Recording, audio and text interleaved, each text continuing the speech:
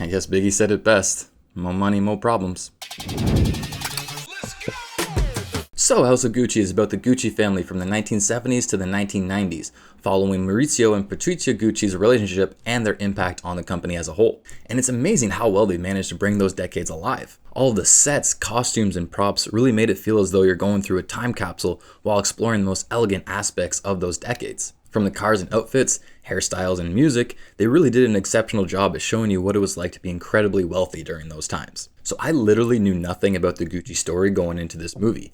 And I'm glad I never watched any of the trailers because they do spoil quite a bit. But I guess that's hard when it comes to making a true story since most people know the whole story already. But I think I had a pretty different experience than most just because I didn't know any of the backstory. So if you haven't seen the movie and you don't know any of the Gucci story already, stop watching this review right now, don't watch any of the trailers, and just go in completely blind. So obviously the first thing that I have to say is that Lady Gaga was amazing. It's not like she carried the movie in any way, but she was by far the best part of it. The way she plays Patrizia Reggiani makes her seem like such an innocent and nice person, so it really threw me off when there were hints of her real motivations. You love her quirky and cute attitude at first, but then you really start to fear her as the cracks start to show, which I guess is exactly what they were going for. Her chemistry with Adam Driver's portrayal of Maurizio Gucci is so great that you lower your guard just because you see how much he trusts her. And Lady Gaga's chemistry with Adam Driver works so well. This is Driver's third big movie of the year, and he just never fails to disappoint. And since this movie is about the problems of the ultra rich, it's kind of hard to relate to the problems of these really wealthy people. But somehow, Adam Driver makes you feel empathetic towards his character, which I feel like would be really hard for most actors out there. You can honestly really feel Maurizio's love for Patrizia, and you can really see how he doesn't suspect a thing. It's really not until Maurizio's father, Rodolfo Gucci, played by Jeremy Irons, who is amazing by the way, accuses her of being a gold digger. And at first it really didn't seem warranted. It kind of felt like an old lonely man was just projecting his own issues onto his son. But as the movie progresses, you really see what Rodolfo was warning Maurizio about.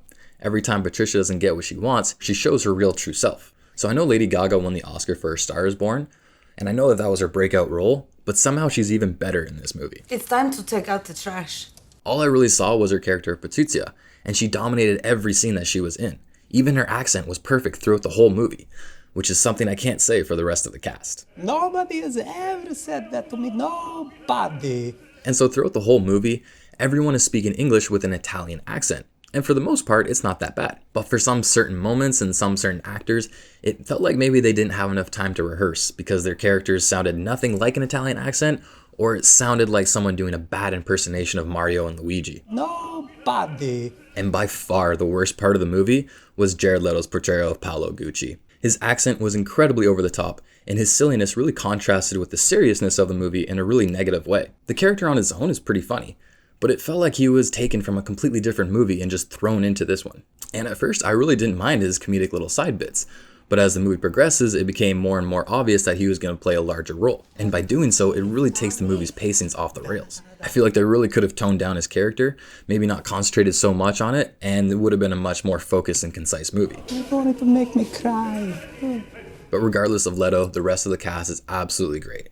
Al Pacino's portrayal of Aldo Gucci was amazing, and I actually had to look it up to make sure that Pacino hadn't gotten that fat. And really, I wouldn't have been that mad if he did. He has a really dominating presence with the extra weight, and he kind of feels like a bit of a Godfather type of character. Absolutely kills it in this movie, and I just want to see more Fat Pacino and different things. So the length of the movie is a little long. The beginning has a much faster pace, which makes the latter half feel like it does drag a little bit. But since it's a Ridley Scott movie, you have to be in it for the long haul, because more often than not, it pays off. And this movie isn't any different because it's another expertly crafted movie. Scott's been in the movie making business for a long time now, and it kind of feels as though he's found a bit of a formula because the pacing and tone feels really similar to The Last Duel. And that's probably because they had the same composer, cinematographer, and editor, which explains a lot. But hey, if it's not broken, don't fix it, right? So unfortunately, I guess some people just won't have the attention span for a movie like this.